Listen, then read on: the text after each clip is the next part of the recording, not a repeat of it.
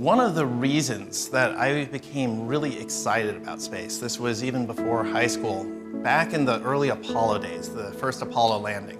I was watching that, I was all of 3 years old with my mom, and she was trying to explain to me how these were the first people to ever set foot on the moon. I asked her in my young wisdom if she had ever been to the moon. She tried to explain, well, these are the first. No, I haven't been there. So I promised her at that point that I would someday take her to the moon, doing my best to keep my promise.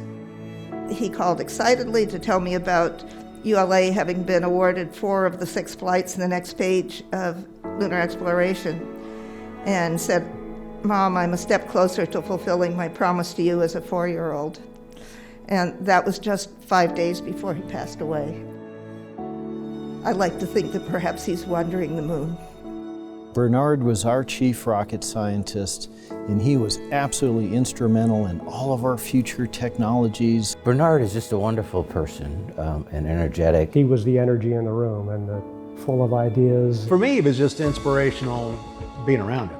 He just seemed to think he could do most anything, you know? And he'd come in a room and he'd convince others of that.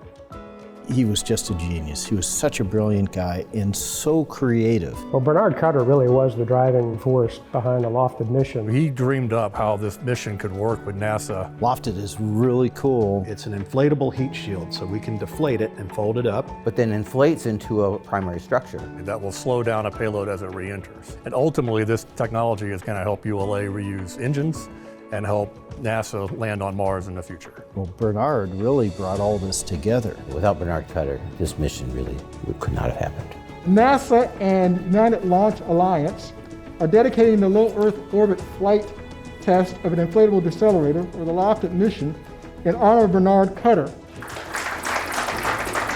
It's quite an honor to have Bernard's name on this mission.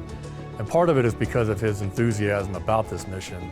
But I really think it's bigger than that. It's his enthusiasm and his influence across the whole industry. He was somebody who was always envisioning ways to get humans into outer space. And we can see how one person with vision, hard work, and just enthusiasm can make a huge difference. His legacy is in the ideas that he's been planting for the last decade and will get developed for the next 20, 30 years. Bernard planted all those seeds.